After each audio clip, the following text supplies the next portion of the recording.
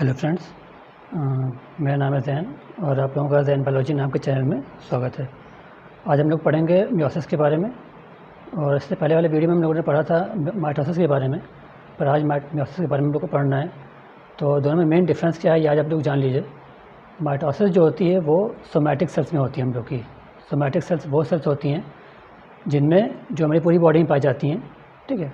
और जो मियोसिस है वो सिर्फ एक ख़ास टाइप की सेल्स में होती है जिन्हें हम कहते हैं रिप्रोडक्टिव सेल्स। ओके, तो रिप्रोडक्टिव सेल्स कौन कौन सी होती हैं? हमारे यहाँ सिर्फ दो टाइप की होती हैं हमारी बॉडी में, स्पर्म एंड ओवम। ओके, सिर्फ दो ही रिप्रोडक्टिव सेल्स हैं हमारी बॉडी में, ठीक है। मैमल्स की बात मैं कर रहा हूँ और हायर ऑर्गेनिजम्स की बात कर रहा हूँ। मैं यहाँ पे प्लांट्स की बात नहीं कर रहा हूँ और जो लोअर ऑर्गेनिजम्स हैं उनकी बात मैं नहीं कर रहा हूँ। मैं यहाँ स्पेशली ह्यूमंस की बात कर रहा हूँ और मैमल्स की बात कर रहा हूँ। तो हम लोगों में स्पर्म एंड ओवम नाम के रिप्रोडक्टिव सेल्स होते हैं और इनकी सिंथेसिस में ही, यानी इनके जनरेशन में ही मियोसिस नाम की प्रोसेस यूज़ होती है। और बाकी सारी जितने सेल्स हमारी बॉडी में हैं, चाहे वो हमारे स्किन में हो, चाहे वो हमारे टिश्यूज़ में हो, बॉडी किसी भी ऑर्गन्स में हो, वो उसमें सिर्फ माइटोसिस से ही काम चल जाता है, ठीक है। तो मियोसिस कहाँ क्यों बनाई गई, क्यों मियोसिस हम लोग यूज़ करते हैं और ऐसा क्यों होता है कि हम लोगों ने माइटोसिस से ही काम नहीं चलाया, मियोसिस को यूज़ करना पड़ा, ठीक है। तो ऐसा इसलिए होता है क्योंकि जब माइटोसिस होती है, ठीक है, तो माइटोसिस और मियोसिस में हम लोग को डिफरेंस जानने के लिए पहले हम लोग को एक चीज़ और जाननी पड़ेगी कि हैप्लॉइड और डिप्लॉइड। ओके, हैप्लॉइड क्या होता है और डिप्लॉइड क्या होता है, पहले हम लोग ये जान लेते हैं, ठीक। Haploid and diploid. Okay, haploid diploid, ठीक है। हैप्लॉइड डिप्लॉइड कुछ नहीं है, ये number of chromosome present in a cell है। Okay, number of chromosome present in a cell is called its ploidy level, ठीक है। It can be haploid, it can be diploid, ठीक है। हैप्लॉइड क्या है? हैप्लॉइड अगर ये एक सेल है तो इसमें n नंबर ऑफ क्रोमोसोम होंगे तो उसे हम कहेंगे हैप्लॉइड। और वहीं वो सेल है और उसके अंदर अगर 2n नंबर ऑफ क्रोमोसोम होंगे तो उसे हम कहेंगे डिप्लॉइड, ठीक है। तो बेसिकली हमारी बॉडी में जो सोमैटिक सेल्स होती हैं उनमें होता ये कि जो हमारे सेल्स होती हैं उसमें होता ये कि हम लोग के जो क्रोमोसोम नंबर हैं, ठीक है, वो पेयर्स में पाए जाते हैं, ठीक है। एक्चुअली में जितने भी नंबर होंगे उनकी एक एक कॉपी एक्स्ट्रा पाई जाती है हमारे हर सेल में, ठीक है। जैसे कि हमारे ह्यूमंस में अगर 46 क्रोमोसोम होते हैं तो उसमें 23 जो क्रोमोसोम्स हैं वो एक्चुअल क्रोमोसोम्स हैं और बाकी के 23 जो हैं वो उनके पेयर्स हैं। ओके, तो कुल मिला के 46 क्रोमोसोम हो जाते हैं, यानी कि क्रोमोसोम पेयर्स में मौजूद हैं किसी सेल में तो वो सेल होगी डिप्लॉइड। ओके, तो somatic cells are diploid. Somatic cells diploid होती हैं, ठीक है। जबकि जर्म सेल्स जो होती हैं, ठीक है, जर्म सेल्स जो होती हैं ये होती हैं हैप्लॉइड, क्योंकि इनमें क्या होता है, नंबर ऑफ क्रोमोसोम सिर्फ एक ही पेयर में होता है, यानी कि वो पेयर नहीं होते, वो सिर्फ एक ही कॉपी में होते हैं, ठीक है। तो अब मेन डिफरेंस माइटोसिस और मियोसिस में क्या है कि जब माइटोसिस होती है तो एक सेल होती है, उसमें 2n नंबर ऑफ क्रोमोसोम होंगे और जब इसमें माइटोसिस होगी, ओके, जब इसमें माइटोसिस होगी तो 2 सेल्स बनेंगी, 2 डॉटर सेल्स, और उनके अंदर भी 2n नंबर ऑफ क्रोमोसोम ही होंगे।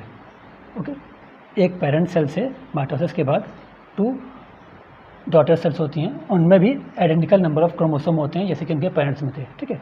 जबकि मियोसिस में क्या होता है, अगर 2n सेल्स थी, अगर इसमें मियोसिस हो जाएगी, ओके, मियोसिस, तो क्या क्या होगी, 4 सेल्स बनती हैं मियोसिस में। ओके, 4 डॉटर सेल्स बनेंगी मियोसिस में और उन सब में number of chromosome only n रह जाएगा, यानी कि half of the parent chromosome. यानी कि पेरेंट्स में अगर 46 क्रोमोसोम थे तो जो मियोसिस के बाद 4 सेल्स बनी, 4 डॉटर सेल्स बनी और उन सब में क्या होगा, 23, यानी कि पेरेंट्स का हाफ नंबर ऑफ क्रोमोसोम होंगे, ठीक है। तो हैप्लॉइड, तो यहाँ पे क्या होता है, मियोसिस के बाद जो सेल्स बनती हैं वो हैप्लॉइड होती हैं, जबकि माइटोसिस के बाद जो सेल्स बनती हैं वो कि डिप्लॉइड होती हैं। ओके, तो ये मेन डिफरेंस है माइटोसिस और मियोसिस में, ठीक है। तो मियोसिस की यही प्रॉपर्टी यूज़ होती है रिप्रोडक्टिव सेल्स की जनरेशन में, जबकि सोमैटिक सेल्स में हमें ऐसा नहीं करना, क्योंकि सोमैटिक सेल्स में पेरेंट्स और डॉटर्स एक दूसरे की कॉपी होते हैं, सेम होते हैं सारे, तो वहाँ पे ऐसा नहीं है। जबकि मियोसिस में जो हमारे जो एग और ओवम जो होते हैं, सॉरी एग और स्पर्म सेल जो होते हैं वो डिफरेंट होते हैं, और उनमें सिर्फ हाफ नंबर ऑफ क्रोमोसोम ही होता है, ठीक है। तो ये होता है, ठीक। तो अब आप पूछेंगे कि ये हाफ नंबर ऑफ क्रोमोसोम है क्यों, ऐसा क्यों किया गया है, हाफ नंबर ऑफ क्रोमोसोम से क्या फ़ायदा, अगर इनको भी 2n रखते तो ऐसा नहीं है, क्योंकि मान लिए एक स्पर्म बना, ओके, मियोसिस के बाद उसमें n नंबर ऑफ क्रोमोसोम थे, वहीं एक ओवम बना इसमें भी n नंबर ऑफ क्रोमोसोम थे, ठीक है। फिर इनकी जब मेटिंग होगी, ओके, तो जब इनमें जब फर्टिलाइजेशन होगा,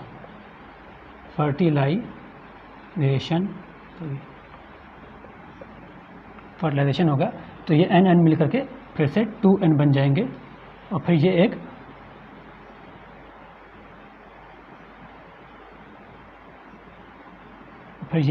ज़ायगोट कहलाएंगे, और जो कि ग्रो करके फिर से एक एडल्ट ऑर्गेनिज्म हमारा बन जाएगा, ओके। तो अगर यह क्रोमोसोम नंबर हाफ नहीं करते, अगर फिर फर्टिलाइजेशन के टाइम मेल के स्पर्म और फीमेल के ओवम अगर जब मिलते हैं तो यहाँ पे भी 2n रहता है, यहाँ पे भी 2n रहता, तो मिलके 4n हो जाता, जो कि पॉसिबल नहीं है, क्योंकि हमारी बॉडी के सेल्स में सिर्फ 2n ही होते हैं, ठीक है। तो अगर 4n हो जाएंगे तो हमारी बॉडी के सेल्स में 4n नंबर ऑफ क्रोमोसोम हो जाएगा, जो कि पॉसिबल नहीं है। फिर म्यूटेशन हो जाएगा, जो कि सर्वाइव नहीं कर सकता है इस अर्थ पे, ठीक है। तो इसलिए ये प्रोसेस होती है, ठीक है। तो हम बैक टू मियोसिस पे आ जाएंगे। मियोसिस में है क्या, ठीक है। तो एक मियोसिस जब होती है तो मियोसिस में 2 डिवीज़न होता है, ठीक है। मियोसिस कोई सिंगल एक सेल डिवीज़न नहीं है, मियोसिस 2 स्टेप में होने वाली सेल डिवीज़न है, ठीक है। तो इसीलिए हमने मियोसिस को 2 पार्ट में डिवाइड कर रखा है, meiosis first and meiosis second, okay. तो मियोसिस फर्स्ट में क्या होता है, meiosis first is a little bit different, but meiosis second is actually very similar to the mitosis, ठीक है। मियोसिस सेकेंड जो है वो माइटोसिस से बहुत मैच करती है, यानी कि सेकेंड डिवीज़न जो है मियोसिस का वो बहुत मैच करता है, पर माइटोसिस फर्स्ट जो है वो थोड़ा डिफरेंट है, जो मियोसिस फर्स्ट जो है वो माइटोसिस से डिफरेंट है, जो कि थोड़ा बहुत अलग है, ओके। तो मियोसिस में होता क्या है कि अगर जैसे कि एक मेल है, ओके, मेल एंड एक फीमेल है, ओके। तो इसमें भी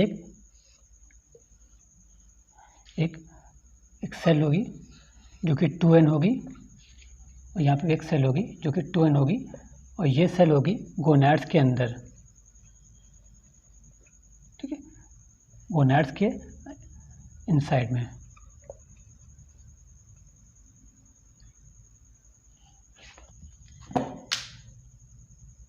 ओके, गोनैड्स के इनसाइड, ठीक। फिर जब क्या होता है कि जब मियोसिस होती है तो मेल में 4 डॉटर सेल्स बनती हैं, ठीक है, और फीमेल में भी 4 डॉटर सेल्स बनती हैं, ओके, जो कि n होती हैं, और ये भी n होती हैं, ठीक है। और फिर यही जाकर क्या बन जाते हैं, आगे मैच्योर होके स्पर्म बन जाते हैं, ओके, ये स्पर्म सेल्स बन जाती हैं, ओके, ये हैं sperm cells, okay. And same ये भी क्या बन जाएंगे, ओवम, आगे मैच्योर होकर ये सेल्स थी, ये भी ओवम बन जाएंगी,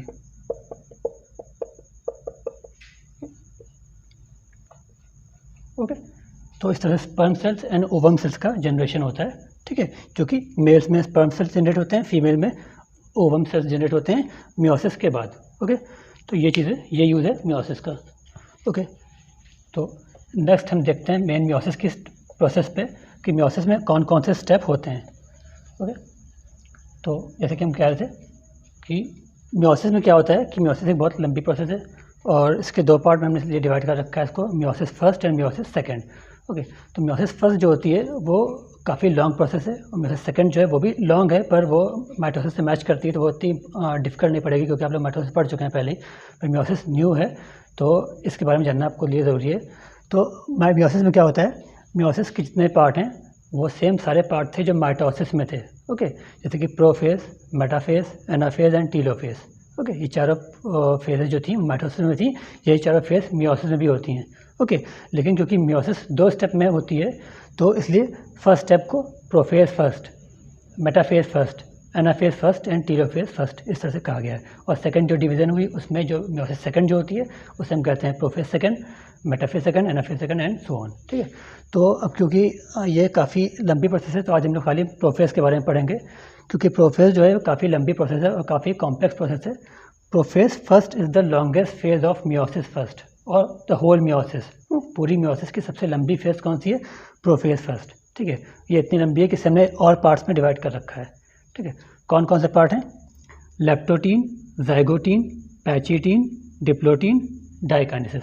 ओके, ये 5 पार्टों में हमने इनको डिवाइड कर रखा है। ठीक है, तो इन 5 पार्टों को हम अलग अलग करके पढ़ेंगे और समझेंगे कि मियोसिस हो कैसे। हमारी पहली स्टेज है लेप्टोटीन। ओके, लेप्टोटीन यानी प्रोफेज फर्स्ट की पहली स्टेज है लेप्टोटीन। ठीक है, इसमें क्या होता है कि जो क्रोमोसोम थे वो पहले क्रोमैटिन नेटवर्क के फॉर्म में थे। क्रोमोसोम जो थे वो पहले क्रोमैटिन नेटवर्क के फॉर्म में थे, यानी कि पहले काफ़ी जाल टाइप के थे जो पूरे में बिछे हुए थे, किसमें? न्यूक्लियस के अंदर पूरे जाल की तरह फैले हुए थे और इजीली विजिबल नहीं थे हमारी आंखों से। सॉरी, आंखों से वैसे विजिबल नहीं होते, माइक्रोस्कोप में भी इजीली विजिबल नहीं थे। ठीक है, पर अब क्या होगा, जब लेप्टोटीन स्टार्ट हो रही होगी, प्रोफेज फर्स्ट की लेप्टोटीन स्टार्ट हो रही होगी, तब क्रोमोसोम हल्के हल्के कंडेंस होना स्टार्ट होंगे और थ्रेड लाइक स्ट्रक्चर के फॉर्म में हम लोग को दिखाई देंगे। ठीक है, ये जो थ्रेड लाइक स्ट्रक्चर आप लोगों को दिख रहा है ये क्रोमोसोम है। ओके, तो इस शेप में हम लोग को दिखाना स्टार्ट हो जाते हैं। ठीक है, और दूसरा चेंज क्या आता है कि जो सेंट्रियोल है, ठीक है, इस सेंट्रियोल जो है वो डिवाइड करके 2 हो जाता है। ठीक है, पहले सिंगल सेंट्रियोल था, वो डिवाइड होकर 2 हो जाएगा। ठीक है, और फिर ये डिवाइड होकर के 2 होकर के यहाँ से एक सेंट्रियोल चलेगा नीचे और एक सेंट्रियोल ऊपर चलेगा, पर अभी यहाँ पे भी शो नहीं कर रहा हूँ, नेक्स्ट स्टेज में शो करूँगा मैं। ठीक है, सेंट्रियोल भी यहाँ पर डिवाइड हो जाता है। ठीक है, सेंट्रियोल डिवाइड होता है और क्या होता है कि क्रोमोसोम जो है वो थोड़ा कंडेंस होकर थ्रेड लाइक स्ट्रक्चर में यहाँ पे शो होने स्टार्ट हो जाते हैं। ठीक है, अभी यहाँ पे क्या होगा कि न्यूक्लियर मेम्ब्रेन भी इंटैक्ट है, न्यूक्लियोलस जो था सेल न्यूक्लियस के अंदर वो भी इंटैक्ट है, ये दोनों चीज़ें इंटैक्ट हैं, अभी बिल्कुल भी ये डिग्रेड नहीं हो रही हैं। ठीक है, जैसे कि माइटोसिस में प्रोफेज फर्स्ट में जहाँ पे हो गया था कि न्यूक्लियर मेम्ब्रेन प्रोफेज में ही स्टार्टिंग में ही डिग्रेड होना स्टार्ट हो गई थी, पर इसमें ऐसा नहीं है कि क्योंकि प्रोफेज का भी सबसे पहला पार्ट है तो अभी न्यूक्लियर मेम्ब्रेन भी डिग्रेड नहीं होगी स्टार्टिंग में और न्यूक्लियोलस भी स्टार्टिंग में डिग्रेड नहीं होगा। पहले क्या होगा, बस क्रोमोसोम कंडेंस होंगे और सेंट्रियोल जो है वो डिवाइड होकर 2 हो जाएंगे। ओके, तो नेक्स्ट स्टेज हमारी आती है जाइगोटीन। ठीक है, हमारी नेक्स्ट स्टेज क्या है? जाइगोटीन। ठीक है, जो कि फर्स्ट स्टेज के बाद यानी कि लेप्टोटीन के बाद हमारी सेकंड स्टेज आएगी जाइगोटीन। ठीक है, इसमें क्या हुआ था कि मैंने कहा था सेंट्रियोल्स जो थे वो डिवाइड हो जाते हैं। ठीक है, सेंट्रियोल्स डिवाइड होकर के 2 हो जाते हैं, मतलब कि 2 हो गए थे, और ये सेंट्रियोल जो है वो अलग अलग पोल्स पे चलेंगे। ये सेंट्रियोल एक डिफरेंट पोल पे चलेगा और ये सेंट्रियोल एक डिफरेंट पोल पे जाएगा। ठीक है, यानी एक दूसरे के अपोजिट हो जाएंगे। अगर ये नॉर्थ में है तो एक दूसरा साउथ में चला जाएगा, अगर एक ईस्ट में है तो दूसरा वेस्ट में चला जाएगा। ठीक है, मतलब ये कहने की बात। ठीक है, तो ये सेंट्रियोल जो है वो डिफरेंट पोल्स पे चले जाएंगे। ठीक है, और क्या हो रहा होगा, जब ये पोल से पहुँचेंगे, ठीक है, वो अभी फॉर्म जाइगोटीन में नहीं पहुँच जाएंगे, आगे के स्टेज में पहुँचेंगे, पर जब वो पहुँचेंगे तो फिर से वो डिवाइड होकर के फिर से वो 2 और हो जाएंगे, यानी टोटल 4 सेंट्रियोल्स हो जाएंगे। पहले सिंगल था, वो डिवाइड होकर 2 हुआ। ठीक है, फिर जब वो अपने अपने डेस्टिनेशन पर पहुँच जाएंगे तो फिर से वो डिवाइड होकर के 2 हो जाएंगे, 2 यहाँ पे टोटल 4 सेंट्रियोल्स हो जाएंगे। ठीक है, वो बात की बात है। ठीक है, तो यहाँ पे क्या क्या हो रहा है कि सेंट्रियोल्स डिवाइड हो रहे हैं और वो उन्होंने माइग्रेट करना स्टार्ट कर दिया है अपने पोल्स की तरफ। ओके, और क्या हो रहा है कि जो क्रोमोसोम्स थे, ठीक है, वो और डेंस हो गए हैं। जैसे कि आप लोग देख सकते हैं यहाँ क्रोमोसोम, ये सिंगल क्रोमोसोम है, ये सिंगल क्रोमोसोम है ना, ये अच्छे खासा डेंस हो गए हैं, सॉलिड हो गए हैं और थिक हो गए हैं, जो हम लोग को दिखना स्टार्ट हो गए हैं। ठीक है, और ये क्या हो रहा है, ये ऐसे होंगे कि ये न्यूक्लियर वॉल की बाउंड्री के पास खिसक के पहुँचना स्टार्ट हो जाएंगे। न्यूक्लियर वॉल की बाउंड्री के पास खिसक करके पहुँचना स्टार्ट हो जाएंगे। ठीक है, वहाँ पहुँच जाएंगे ताकि, और फिर जब ये ऐसे हो जाएंगे तब ये ऐसी स्टेज होगी, इस स्टेज को हम लोग कहते हैं बुके स्टेज।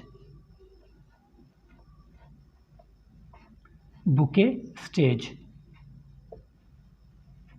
ठीक है, बुके स्टेज क्या है, जो फ्लावर का बुके होता है वैसा। ठीक है, क्यों?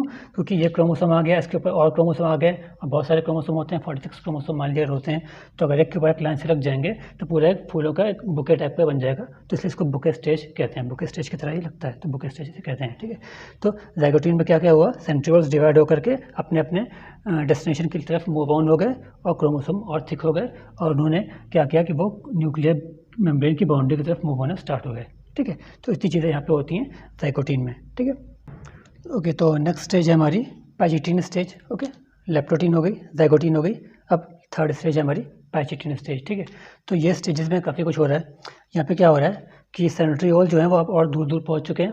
ठीक है, और इनके बीच में माइटोटिक स्पिंडल यानी कि स्पिंडल फाइबर भी बनने स्टार्ट हो गए हैं। ये जो लाइन आपको दिख रही है ये स्पिंडल फाइबर हैं। ठीक है, ये बनने स्टार्ट हो गए थे। ठीक है, और साथ में क्या हुआ है, क्रोमोसोम में काफ़ी बड़ा चेंजेस आया है। क्रोमोसोम में क्या हुआ है कि यहाँ पे मैंने दो कलर से क्रोमोसोम बनाए, एक रेड और एक ग्रीन। ठीक है, तो अलग अलग बनाने का वजह ये थी कि एक क्रोमोसोम जो थे, ठीक है, उन्हें हम लोग पैटर्नल क्रोमोसोम मान लेंगे और एक कलर के क्रोमोसोम को हम लोग मैटरनल क्रोमोसोम मान लेंगे। ओके, पैटर्नल और मैटरनल क्या होता है, वो क्रोमोसोम जो मदर से चाइल्ड में आए हुए होते हैं। ठीक है, मदर से चाइल्ड में ट्रांसफ़र हुए होते हैं, उन्हें कहते हैं मैटरनल क्रोमोसोम। ओके, और वो क्रोमोसोम जो फादर से चाइल्ड में इनहेरिट हुए होते हैं उन्हें कहते हैं पैटर्नल क्रोमोसोम। सॉरी, फादर से चाइल्ड में पैटर्नल क्रोमोसोम। ठीक है, तो मान लिया हमने किसी को मान लिया कि ग्रीन वाला मान लिया पैटर्नल है और रेड वाला मैटरनल है।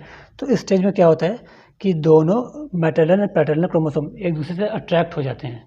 मैटरनल एंड पैटर्नल क्रोमोसोम एक दूसरे से अट्रैक्ट होते हैं और एक दूसरे के काफ़ी करीब करीब आ जाते हैं, काफ़ी करीब करीब आकर के एक दूसरे से टच करने लगते हैं, मैच कर जाते हैं। ठीक है, ये इतना यह होता है। और साथ में क्या होता है कि जो क्रोमोसोम है, एक एक सिंगल क्रोमोसोम वो भी बीच से डिवाइड हो जाता है और 4 पार्ट्स में हम लोग को दिखाई देना स्टार्ट हो जाता है। यानी कि ये सिंगल क्रोमोसोम है जिसके 4 आर्म्स हम लोग को दिख रहे हैं, 1 2 3 4 आर्म्स हम लोग को दिख रहे हैं। ठीक है, ये आर्म्स कहलाते हैं क्रोमैटिड्स।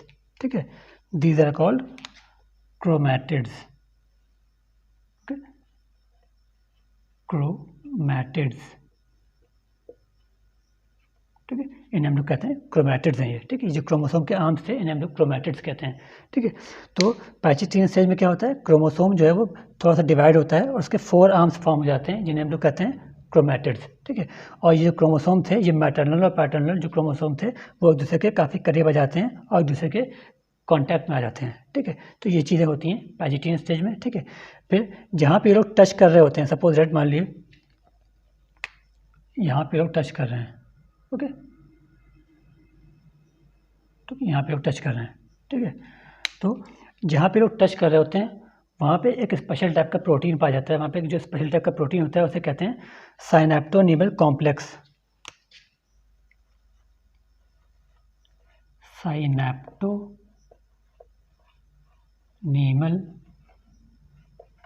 कॉम्प्लेक्स। ओके, साइनेप्टोनीमल कॉम्प्लेक्स नाम का एक स्पेशल टाइप के ग्रुप ऑफ प्रोटीन पाए जाते हैं जो कि 2 क्रोमोसोम के क्रोमैटिड्स को आपस में अटैच करके रखते हैं। ठीक है, ये कुछ कुछ ऐसे रखते हैं, सपोज दैट कि ये एक क्रोमैटिड का आर्म था। ओके, और यहाँ पे एक दूसरा पैटर्नल या मैटरनल क्रोमोसोम था। ओके, इन दोनों को आपस में टच कौन करवा रहा है, एक ये। ओके, ये इन दोनों को टच करवा रहा है। ओके, तो ये क्या है, ये हमारा SC और साइनेप्टोनीमल कॉम्प्लेक्स है। ओके, अगर ये साइनेप्टोनीमल कॉम्प्लेक्स नहीं होंगे तो ये क्रोमोसोम आपस में टच नहीं हो पाएंगे। ठीक है, तो इनका होना बहुत ज़रूरी है। ठीक है, तो जिन एनिमल्स में ये जिन एनिमल्स या जिन भी ऑर्गेनिजम्स में ये क्रोमोसोम्स टच नहीं होते हैं, ठीक है, आपस में मैच नहीं करते हैं, उनमें साइनेप्टोनीमल कॉम्प्लेक्स भी नहीं होता है, क्योंकि काम ही इसका यही है कि क्रोमैटिड्स के पार्ट्स को आपस में मैच कराना है। ठीक है, तो साइनेप्टोनीमल कॉम्प्लेक्स जो है वो पैजिटीन स्टेज में हम लोग को शो होता है, जो कि क्रोमोसोम्स के पार्ट्स को आपस में टच करा रहा होता है। ठीक है, तो इतनी चीज़ें होती हैं यहाँ पे पैजिटीन में। क्या क्या हुआ कि क्रोमोसोम अब 4 पार्ट्स के हम लोग को दिखाई देना स्टार्ट हो गए, यानी 4 आर्म्स क्रोमोसोम के बन गए और जो मैटरनल क्रोमोसोम थे, पैटर्नल क्रोमोसोम थे, आपस में एक दूसरे अट्रैक्ट होकर के काफ़ी करीब करीब पहुँच गए। और सेंट्रियोल जो थे वो अपने ही पाथ पे हैं एक दूसरे के अपोजिट पोल पे जाने के लिए, और साथ में उनसे माइटोटिक स्पिंडल भी फॉर्म होने स्टार्ट हो गए। तो इतनी चीज़ें होती हैं यहाँ पे पैजिटीन में। तो नेक्स्ट स्टेज में क्या हो रहा है, नेक्स्ट स्टेज में सॉरी मैंने लिखना भूल गया, नेक्स्ट स्टेज है हमारी डिप्लोटीन।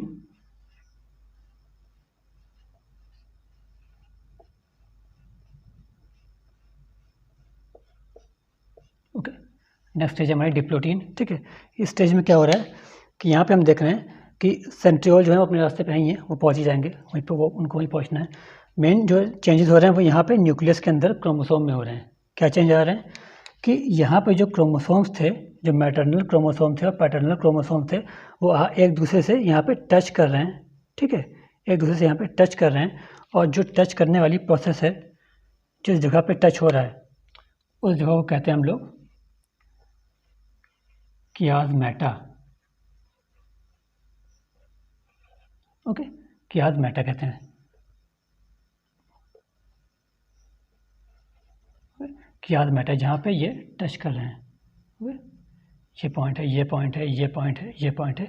जिस पॉइंट पे मैटरनल क्रोमोसोम और पैटर्नल क्रोमोसोम एक दूसरे को टच कर रहे होते हैं या फिर एक दूसरे के कांटेक्ट में होते हैं, उस पॉइंट को कहते हैं कियाज़मेटा, ठीक है। अब ये बहुत ही इंपॉर्टेंट चीज़ है, ठीक है। यहाँ पे टच कर रहे हैं तो लगता है कोई बड़ी बात नहीं है, ठीक है, पर यह बहुत ही इंपॉर्टेंट बात है। क्यों? क्योंकि यहाँ पे क्या हो रहा है, रिकॉम्बिनेशन प्रोसेस हो रहा है, रिकॉम्बिनेशन प्रोसेस हो रहा है, जिसे हम कहते हैं क्रॉसिंग ओवर ऑल्सो, ठीक है। क्रॉसिंग ओवर भी कहते हैं इसको, क्रॉसिंग ओवर।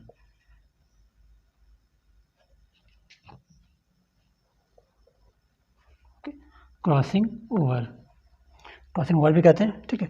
क्रॉसिंग ओवर क्या मतलब कि क्रोमोसोम्स के पार्ट्स का एक्सचेंज, ठीक है, क्रोमोसोम्स के पार्ट्स का एक्सचेंज, ठीक है। क्योंकि ये क्रॉसिंग ओवर हो रही है, ठीक है, तो यानी इस ग्रीन वाले क्रोमोसोम जो है इसका कुछ पार्ट रेड वाले में जा सकता है और रेड वाले क्रोमोसोम का पार्ट ग्रीन वाले में जा सकता है, ठीक है। वैसे यहाँ पे भी हो रहा है, रेड का पार्ट ग्रीन में और ग्रीन का पार्ट रेड पे जा सकता है। कहाँ से?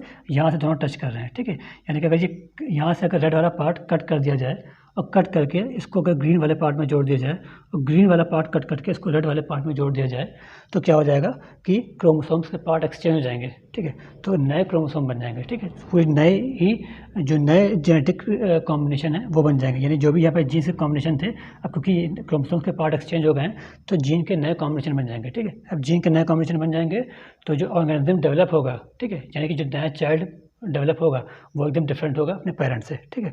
तो यही वो प्रोसेस है क्रॉसिंग ओवर की, जिसकी वजह से बहुत ही आगे चल के हम लोगों को डिफरेंस देखने को मिलता है पेरेंट्स में और उनके किड्स में, उनके चाइल्ड्स में, ठीक है। क्योंकि चाइल्ड्स और पेरेंट एक दूसरे से सेम मैच नहीं करते हैं, सेम एक दूसरे की फोटोकॉपी नहीं होते हैं। अगर हम एक अमीबा देखें और एक दूसरा अमीबा देखें जो कि उसका ऑफस्प्रिंग हो, उसका किड हो, उसका चाइल्ड हो, ठीक है, दोनों एकदम सेम लगेंगे, दोनों में कोई भी डिफरेंस हम लोग को नहीं मिलेगा।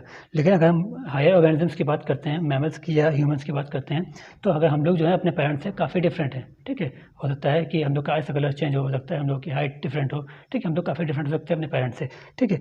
क्यों? क्योंकि यहाँ पे क्या हो रहा है, क्रॉसिंग ओवर हो रही है और जो भी क्रोमोसोम्स के पार्ट थे वो आपस में इधर उधर मिक्स हो गए हैं, ठीक है, इधर उधर, इधर इसका पार्ट इसमें चला गया, उसका पार्ट इसमें चला गया, तो जीन का जो कॉम्बिनेशन था वो चेंज हो गया है। तो अब जो ये क्रोमोसोम अब जब नए किड्स में जाएंगे, नए ऑफस्प्रिंग में जाएंगे, ठीक है, तो वहाँ पे क्या होगा कि वो टोटली डिफरेंट होंगे वो, ठीक है। तो इसलिए यहाँ पे क्रॉसिंग ओवर हो रही होती है। और ये क्रॉसिंग ओवर प्रोसेस कहाँ पे होती है? डिप्लोटीन पे होती है, ठीक है, डिप्लोटीन में ये क्रॉसिंग ओवर की प्रोसेस यहाँ पे हो रही होती है। ओके, तो क्रॉसिंग ओवर ऐसे हो कैसा रहा है कि बस यहाँ पर टच कर गया और पार्ट्स एक्सचेंज हो गए, ऐसा नहीं होता है। क्या होता है? दो टाइप के एंजाइम्स होते हैं। कौन कौन से?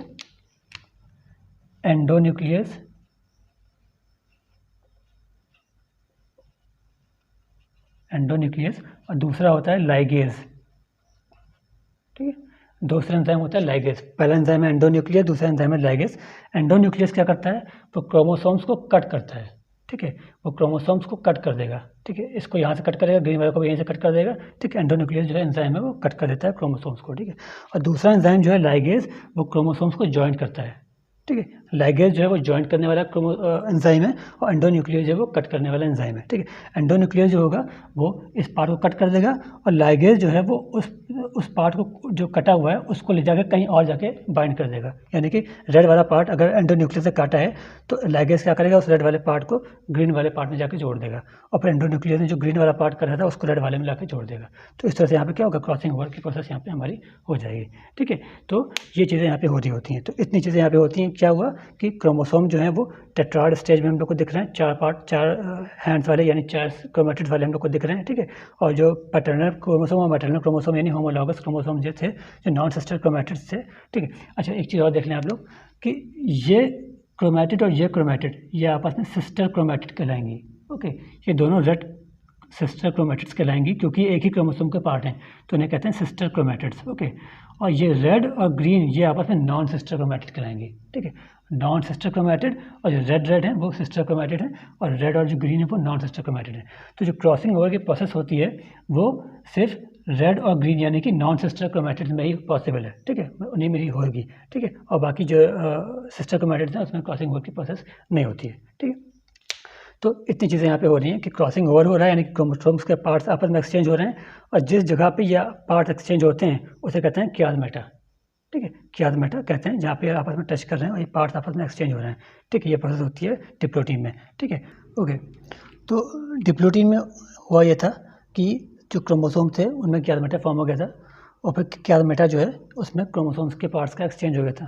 ओके, तो एक्चुअली में जो क्रॉसिंग ओवर है वो पैचिटीन में ही स्टार्ट हो जाती है। ठीक है, क्रॉसिंग ओवर जो है वो पैचिटीन में ही स्टार्ट हो जाती है, और फिर डिप्लोटीन के स्टार्ट होते होते वो पैचिटीन, वो जो क्रॉसिंग ओवर की स्टेज है वो अपने फुल फॉर्म में आ जाती है। ठीक है, तो यानी कि जो क्रॉसिंग ओवर की स्टेज है, अगर वो एग्जाम में पूछा जाता है कि किस स्टेज में क्रॉसिंग ओवर होता है, तो वो पैचिटीन में है। ठीक है, पैचिटीन में हम लोग क्रॉसिंग ओवर कहा जाएगा कि पैचिटीन में ही क्रॉसिंग ओवर हो रहा है। ठीक है, पर वो चलती रहती है कहाँ तक, डिप्लोटीन तक चला करती है। ठीक है, क्रॉसिंग ओवर की प्रोसेस जो है वो डिप्लोटीन तक ही चला करती है। ठीक है, तो डिप्लोटीन हमने पढ़ लिया अभी, हम लोग लास्ट स्टेज आज पढ़ेंगे डाइकाइनेसिस। ओके, क्या क्या हमारी DIA डाइकाइनेसिस। ओके, डाइकाइनेसिस में क्या हो रहा है कि अब ये हमारी इस प्रोफेज फर्स्ट की लास्ट स्टेज है। ठीक है, तो इसमें यानी कि प्रोफेज यहाँ पे प्रोफेज हमारी कंप्लीट हो रही है। ठीक है, तो इसमें क्या हो रहा है कि क्रोमोसोम जो थे अब वो और डेंस हो गए हैं। ठीक है, क्रोमोसोम जो है वो और डेंस हो गए हैं, और थोड़े से थिक या मोटे मोटे हम लोग को दिखना स्टार्ट हो गए हैं। ठीक है, ऐसे और ऐसे।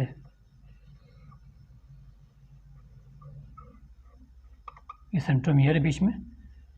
ठीक है, ये क्रोमोसोम है हम लोग के, जो हम लोगों को और डेंस दिखना स्टार्ट हो गए हैं। ठीक है, ऐसे ये भी है,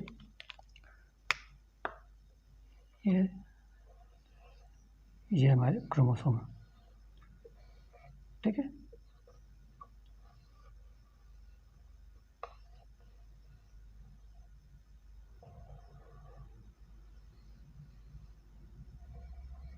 ओके, ये हमारे डेंस क्रोमोसोम है जो पहले से और भी ज़्यादा डेंस हो गए हैं इस डाइकाइनेसिस के प्रोसेस में आते आते। ठीक है, और अभी भी जो है ये कियाजमेटा ब्रेक नहीं हुआ है। ठीक है, कियाजमेटा भी ब्रेक नहीं हुआ है, और क्या हुआ है कि अभी भी ये क्रोमोसोम आपस में टच कर रहे हैं, अभी भी क्रोमोसोम आपस में कॉन्टैक्ट में है। ठीक है, क्रॉसिंग ओवर जो है वो हो रही है, ऑलमोस्ट हो गई है। ठीक है, पर ये क्रोमोसोम अभी अलग नहीं हुए हैं। ठीक है, तो क्रोमोसोम अलग होंगे प्रोफेज के बाद ही। ठीक है, अभी प्रोफेज तक तो ये क्रोमोसोम आपस में कांटेक्ट में ही रहेंगे। ठीक है, तो इतना यहाँ पे हुआ। तो यहाँ पे स्पेशल क्या क्या हुआ कि यहाँ पे वो सब चीज़ें होंगी जो प्रोफेज में एक्चुअल में होती हैं, जो हम लोग पहले माइटोसिस में पढ़ चुके हैं। क्या क्या होगा कि न्यूक्लियर मेम्ब्रेन हमारी डिग्रेड होना स्टार्ट हो जाएगी। न्यूक्लियर मेम्ब्रेन हमारी डिग्रेड होना स्टार्ट हो जाएगी। ओके, न्यूक्लियर मेम्ब्रेन हमारी डिग्रेड होना स्टार्ट हो जाएगी, और न्यूक्लियोलस जो था, ये न्यूक्लियोलस, ये छोटा सा जो सर्कल था हमारे न्यूक्लियस के अंदर, ये भी डिग्रेड होना स्टार्ट हो जाएगा, यानी कि ऑलमोस्ट डिसअपियर हो जाएगा। तो न्यूक्लियर मेम्ब्रेन भी धीरे धीरे डिसअपियर हो जाएगी इस स्टेज में आकर के, और न्यूक्लियोलस भी डिसअपियर हो जाएगा, और सेंट्रियोल भी ऑलमोस्ट अपने पोल्स तक पहुँच चुके होंगे। ठीक है, सेंट्रियोल ऑलमोस्ट अपने पोल तक पहुँच चुके होंगे, और क्रोमोसोम और पहले ज़्यादा थिक हो जाएंगे। ठीक है, और ये और एक चीज़ क्या होगी कि ये साइनेप्टोनीमल कॉम्प्लेक्स ये डिजॉल्व होना स्टार्ट हो जाएगा। ठीक है, साइनेप्टोनीमल कॉम्प्लेक्स जो है, साइनेप्टोनीमल कॉम्प्लेक्स जो है वो डिजॉल्व हो जाता है। ओके, इन डाइकाइनेसिस में आते आते साइनेप्टोनीमल कॉम्प्लेक्स जो था वो, जो इनके बीच में जो कॉन्टैक्ट में जो था, ये चीज़ साइनेप्टोनीमल कॉम्प्लेक्स ये क्या हो रही है, ये डिजॉल्व हो रही है। ठीक है, तो ये डिजॉल्व हो जाएगा। ठीक है, मगर तब भी क्रोमोसोम आपस में कॉन्टैक्ट में तब भी ये रहेंगे। ठीक है, इतना चीज़ हो गई। ठीक है, और ये न्यूक्लियर मेम्ब्रेन जो है वो डिग्रेड हो गई है, न्यूक्लियोलस डिसअपियर हो गया है, और सेंट्रियोल्स अपने अपने स्टेज पे पहुँच रहे हैं। ठीक है, तो इतनी चीज़ें यहाँ पर डाइकाइनेसिस में हो गई। ठीक है, तो ये था मेरा मियोसिस का प्रोफेज फर्स्ट, उसके सारे पार्ट जो कि मैंने यहाँ पे एक्सप्लेन कर दिए हैं। ठीक है, इसके वीडियो के सेकंड पार्ट में जब मैं सेकंड पार्ट लाऊंगा इसका, तो फिर बाकी जितने भी एनाफेज और मेटाफेज और टीलोफेज और मियोसिस सेकंड की जितनी भी स्टेजेस थी वो सारी मैं नेक्स्ट वीडियो में आपको एक्सप्लेन कर दूंगा, ठीक है। तो होप आप लोग को वीडियो पसंद आया होगा। अगर आपको पसंद आया तो प्लीज़ इसको लाइक करिएगा, शेयर करिएगा, सब्सक्राइब करिएगा, ओके।